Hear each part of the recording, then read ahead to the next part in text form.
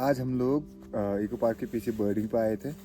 काफ़ी स्नो है जगह में और बर्ड्स की एक्टिविटी थोड़ी कम है, लेकिन हम लोग चाह रहे हैं कि कुछ हमें नया कुछ दिख जाए यहाँ पे।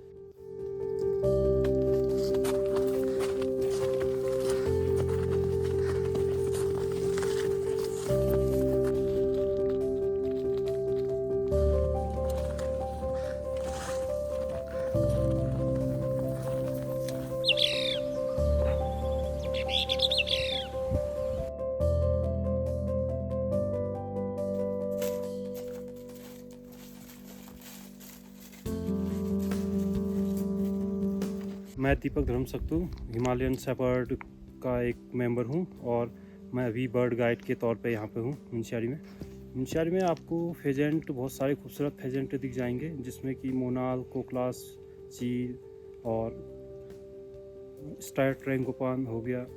ट्रैंकोपान आपका वैसे तो और टाइम पे खलिया में दिखता है, लेकिन जैसे ही सर्दी बढ़ जाती है तो ये नीचे की तरफ आ जाती है और यहाँ पे मैंने इसे 4-5 बार स्पॉट किया है। तो इसमें जुवेनल हो गया, अडल्ट और फीमेल एक साथ दिखे थे एक बार।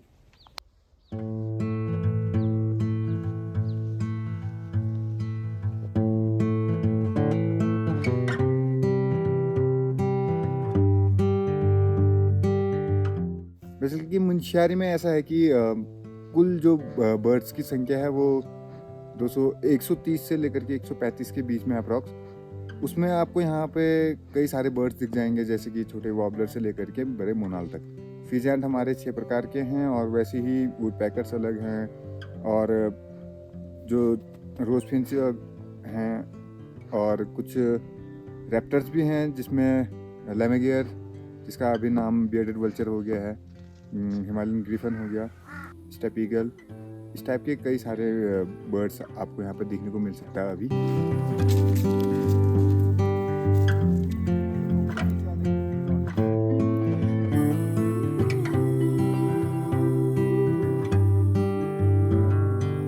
नेचर कॉन्जर्वेशन प्रोग्राम जो हम बच्चों के साथ कर रहे हैं, हमारी कोशिश रहती है कि बच्चे आउटडोर्स जाएं, पौधों के बारे में सीखें, चिड़ियों के बारे में सीखें, बटरफ्लाइज के बारे में सीखें।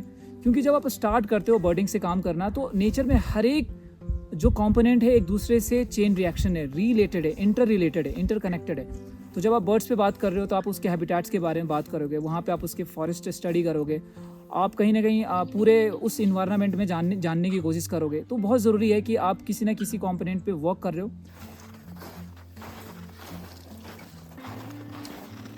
मुंशियारी में विंटर टाइम पे भी काफ़ी अच्छी बर्डिंग होती है, जिसमें कि जो बर्ड्स हैं जो ऊपर रहते हैं वो यहाँ पे दिख जाते हैं आसानी से, जैसे कि गोल्ड क्रस्ट है आपका, रेड बुलफिंच है आपका, अल्पाइन एक्सेंटर, अल्ताई एक्सेंटर्स हैं और बहुत सारे ऐसे बर्ड हैं जो आपको यहाँ पे आसानी से दिख जाएंगे।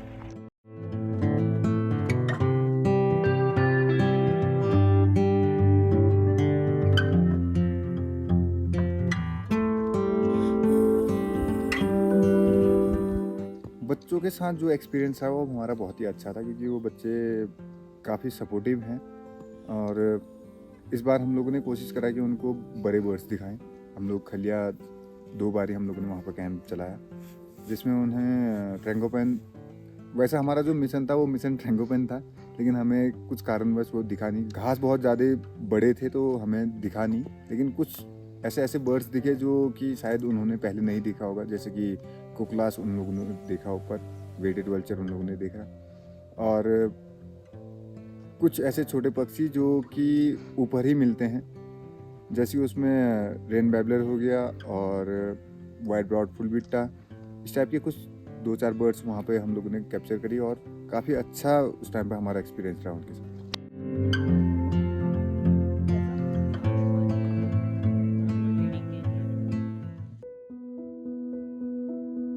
मुंशियारी राइट नाउ अभी हम इको पार्क में है, जिसका एलिवेशन 2650 मीटर है। मुंशियारी को क्या बनाता है एक बेहतर बर्डिंग पैराडाइज? रीज़न जाना सबसे पहले ज़रूरी है। जब हम बर्ड्स वाले फील्ड में वर्क करते हैं, कहीं ना कहीं जो एलिवेशन रेंजेस हैं, एलिवेशन का जो ग्रेडियंट है जिसकी हम बात करते हैं 550 मीटर से लेकर 5500 मीटर तक, वो वेरिएशन आपको दिखता है, जिसके कारण यहाँ पे वेजिटेशंस में भी वेरिएशन दिखता है, and that particularly encourages different species of birds found in this area. यहाँ पे eastern Himalaya, western Himalaya and Tibetan प्लेटू का एक अमालगमेशन भी है, वो भी इस रीजन को काफ़ी रीच बनाता है इन टर्म्स ऑफ डाइवर्सिटी।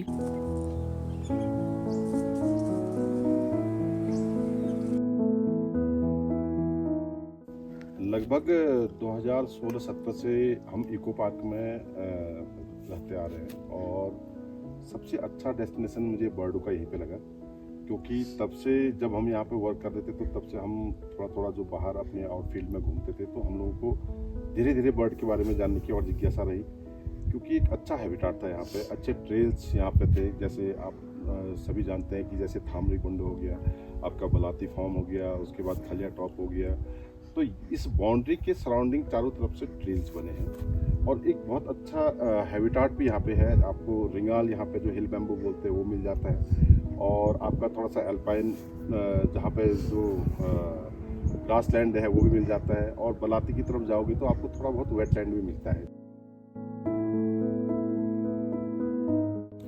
सबसे पहला जो हैबिटाट लॉस हो रहा है वो है चीर फेजन। पिछले कई सालों से जो चीर फेजन हमारे जो बीच में एक जगह है जिसका नाम बेटुली धार है, वहाँ पे कई सालों से वो रह रहा था। आज के टाइम पर हम लोग वहाँ जाते तो वहाँ पे चीर फेजन हमको नहीं दिखता। तो उसका एक कारण ये है कि फॉरेस्ट फायर और दूसरा कारण ये है कि सेफर्ड्स का वहाँ पे लगातार आना जाना।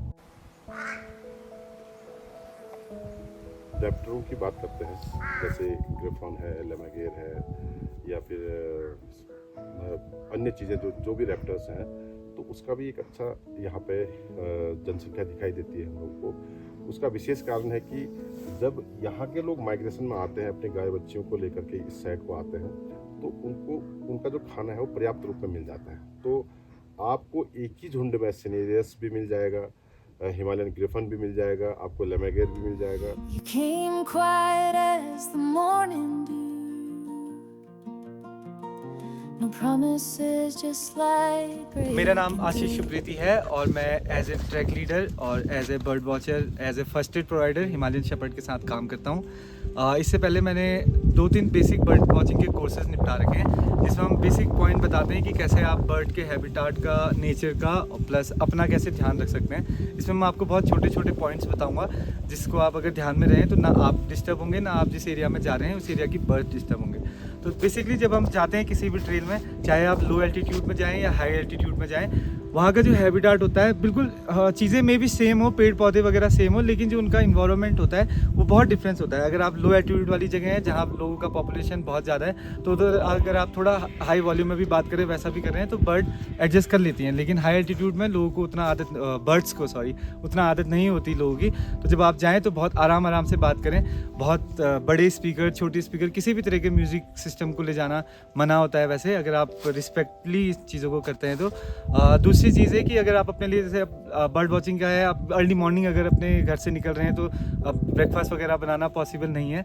हो सकता है आप पैकेज फूड ले जा रहे हो, प्लास्टिक की कोई चीज़ें ले जा रहे हो, तो उसको जंगल में ना छोड़े, अपने साथ वापस लेके आए। दूसरी बेसिक चीज़ ये है कि आप अपना ध्यान कैसे रखें। कई बार क्या होता है, हम बहुत ज़्यादा इंडल्ज हो जाते हैं, कई बार लेंसेज या बेटर फोटोग्राफी के चक्कर से हम आसपास की चीज़ों में ध्यान नहीं देते, खाई वगैरह ये सब चीज़ें अवॉइड करते हैं, उसका बहुत ध्यान देना है।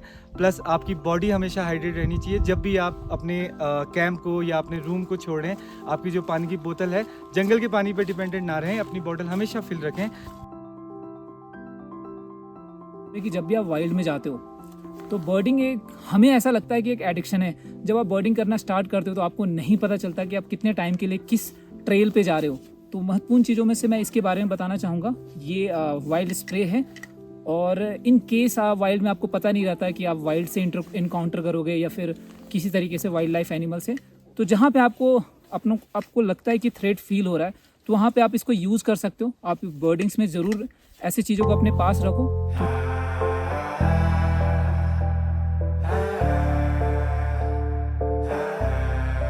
कम्युनिकेट करना होता है तब वो क्या करती है, कॉल सॉन्ग्स कब करती है, जब फीमेल को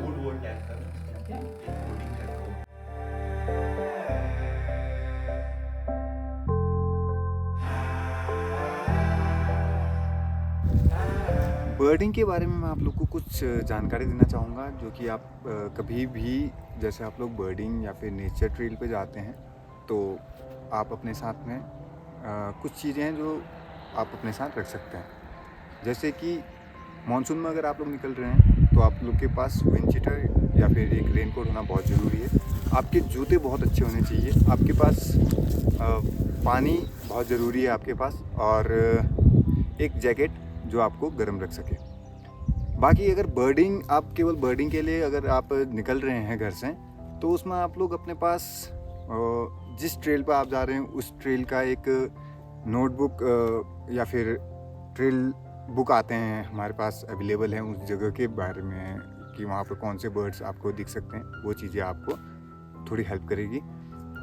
और अगर आपके पास कुछ गियर हैं जैसे बाइनोकुलर हैं, कैमरा हैं, तो वो भी आप अपने साथ रख सकते हैं, आपको उससे भी बहुत फ़ायदा मिलेगा।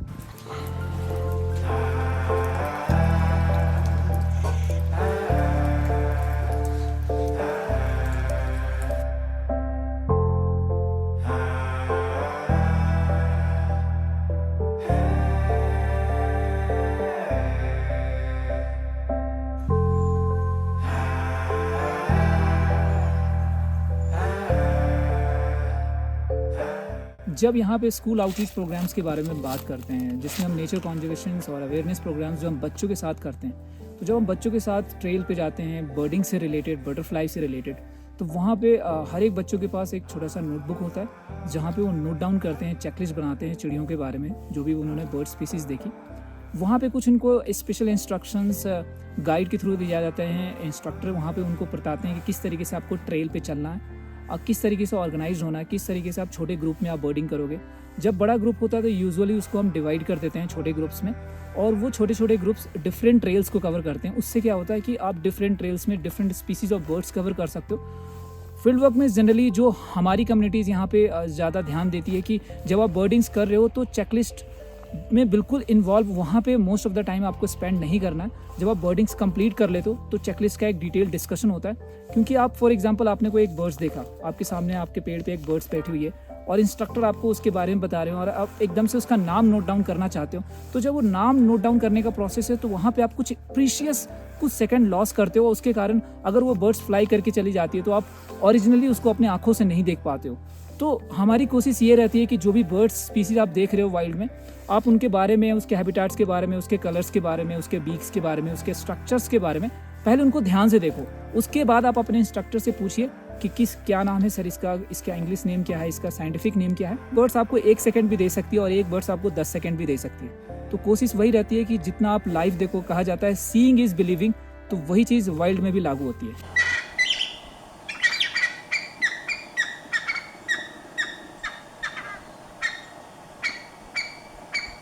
Your touch is soft like a fiddle's refrain, like porch swing shadows after the rain. हर साल यहाँ पे फॉरेस्ट ट्रेनिंग प्रोग्राम्स चलता है जो इको पार्क में होता है, और उसमें हिमालयन शेफर्ड्स के जो मेंबर्स होते हैं वो ऑफिसर्स के साथ उनके साथ जुड़ के ट्रेल्स और ट्रैक्स को एक्सप्लोर करते हैं। उनके आइटनरीज में थामरी कुंड और खलिया टॉप ट्रैक है। जब वो थामरी कुंड को जाते हैं वहाँ पे बर्ड्स के बारे में सीखते हैं और वहाँ के वेजिटेशंस के बारे में। खलिया भी बहुत अच्छा स्पॉट है बर्डिंग्स के लिए। जब आप अर्ली मॉर्निंग स्टार्ट करते हो तो उनकी जो भी प्रोग्राम्स यहाँ पे होते हैं जिसमें रेंजर्स, सेक्शन ऑफिसर और फॉरेस्ट गार्ड्स आते हैं यहाँ पे, काफ़ी कुछ उनसे भी हमें सीखने को मिलते हैं, क्योंकि they are the real custodians of the forest. अब उनको आगे चीज़ों को बढ़ाना है और उनको अवेयरनेस क्रिएट करना है लोकल मासेस के बीच में, तो काफ़ी ज़रूरी होती है कि उनके साथ कोलैबोरेट करके चीज़ों को सीखना, समझना, और साथ में इंफॉर्मेशन का आदान प्रदान भी काफ़ी ज़रूरी होता है। जब वो बर्ड्स के बारे में हमारी टीम यहाँ पे बताती है तो बर्ड्स का हैबिटाट्स हो गया, किस बर्ड्स को किस तरह का डेंजर है यहाँ पे जो हम फॉरेस्ट डिटेरियोरेशन करके कर रहे हैं, हैबिटाट लॉस करके कर रहे हैं, फॉरेस्ट फायर के कारण प्रॉब्लम्स हो रही है, वो चीज़ों पे भी एक डिटेल डिस्कशन होता है, एक प्रेजेंटेशन होती है।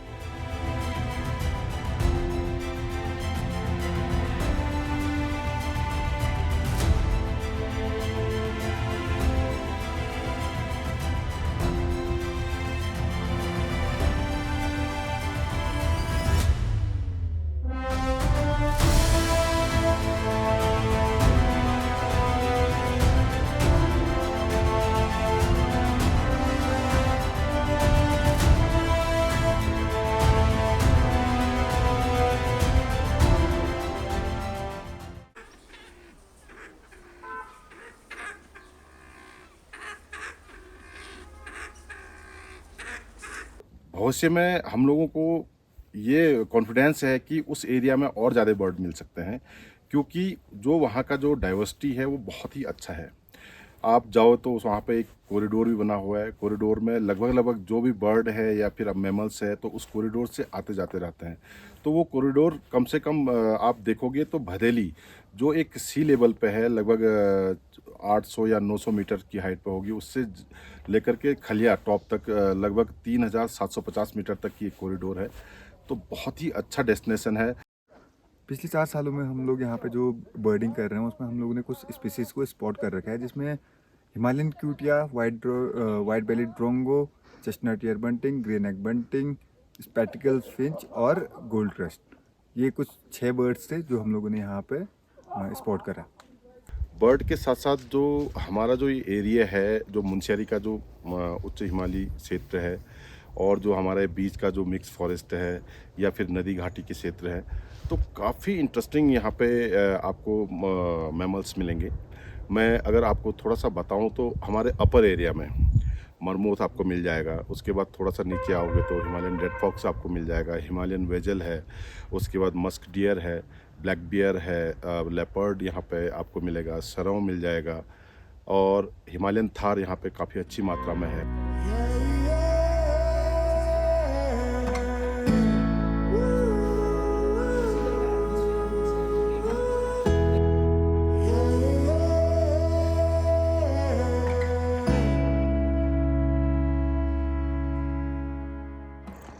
मेरा नाम है कमलेश सिंह ढोकरी। लगभग 1 साल पहले से हम यहाँ बर्डिंग कर रहे हैं। शुरुआती बर्डिंग की शुरुआत पिछले वर्ष लगभग फरवरी मार्च के समय एक बेसिक से 10 दिवसीय बर्ड वॉचिंग कोर्स के तहत मैंने शुरू की थी। मैं प्रकाश राणा एंड मैं पिछले 2 सालों से nature base and bird watching पे काम कर रहा हूँ। एंड पहली बार मैंने जो है अपना बर्ड वॉचिंग मोनाल सस्ता के द्वारा किया था और तब से लेकर 2 साल तक मैं कंटिन्यूस पे काम कर रहा हूँ और काफ़ी मज़ा आता है इन चीज़ों में। नाम तारा सिंह खत्री है और मैं यहाँ निर्तोली गाँव से हूँ और इको पार्क में मैं यहाँ पे काम करता हूँ और मैं एक सोलो पायलट। मेरा नाम कविंद्र है और मैं गाइडिंग का काम भी करता हूँ मुनस्यारी क्षेत्र में और ख़ासकर खलिया वाले ट्रैक पे। मेरा नाम चंदन सिंह धर्मसक्तू है, मैं ही मुनस्यारी से हूँ और बर्ड वॉचिंग कोर्स मैंने इसी साल स्टार्ट किया था। मैंने बर्डिंग करी थी पिछले साल स्टार्टिंग फरवरी के महीने में, तो मैंने बर्डिंग का कोर्स स्टार्ट किया था जिसमें हमारे गुरु जी थे चंदन सर और पवार सर और पवन सर। तो अभी हम हरकोट वाले बेल्ट में हैं और हमने सरमोली में भी बर्डिंग की। इसके अलावा इको पार्क और खलिया जैसे जगह भी बर्डिंग की।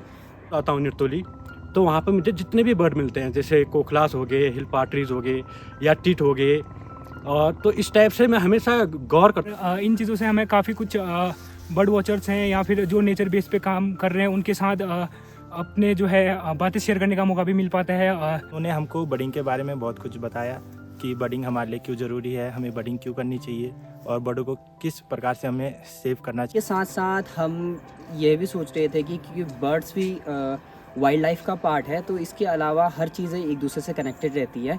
इसमें प्रयास कर रहे हैं कि हम किस प्रकार से नेचर गाइडिंग है या नेचर को मैं किस प्रकार से इंटरेस्ट डेवलप करें। एक गाइड के तौर पे जाता हूँ खलिया पे, तो मैं लोगों को बताता हूँ कि यहाँ पे आप कूड़ा ना करिए। हम फॉरेस्ट में जाते हैं तो हमारे साथ काफ़ी कुछ चैलेंजेस होती हैं क्योंकि हमेशा ट्रेल पे अगर हम जा रहे हैं तो ये नहीं कि रोड बाई रोड जाएंगे। अगर हमें कुछ अच्छा एक्सप्लोर करना है तो जंगलों में जाना पड़ेगा। हम बात करें खलिया टॉप की तो वहाँ पे हमें अलग तरह की बर्ड्स देखने को मिलती है।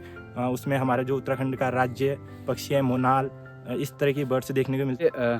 खलीज हो गया, सटायर ट्रेंगोपान हो गया और हिल पार्ट्रीज। फर्स्ट में सबको कठिनाइयाँ होती है, हमें भी कठिनाई होती है कि बर्ड को कैसे पहचाने।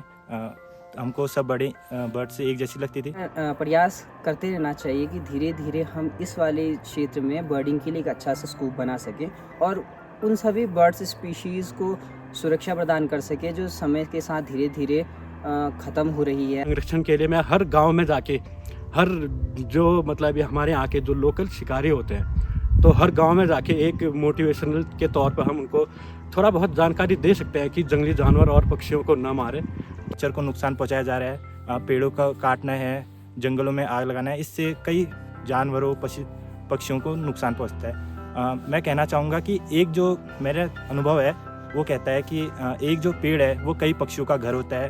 कोशिश करनी चाहिए कि इनका अनायास शिकार न किया जाए। ये अवेयरनेस हमने गांव-गांव जाकर के फैलानी है, क्योंकि अगर ये बचा रहेगा तो कहीं ना कहीं हमारा इन्वायरमेंट का जो बैलेंस है वो बराबर बना रहेगा। अगर इन चीज़ों में किसी भी चीज़ की कमी होती है तो कहीं ना कहीं वो बैलेंस बिगड़ जाता है। Your touch is soft like a fiddle's refrain, like porch swing shadows after the rain. You don't speak in grand displays, but you stay, and that says everything.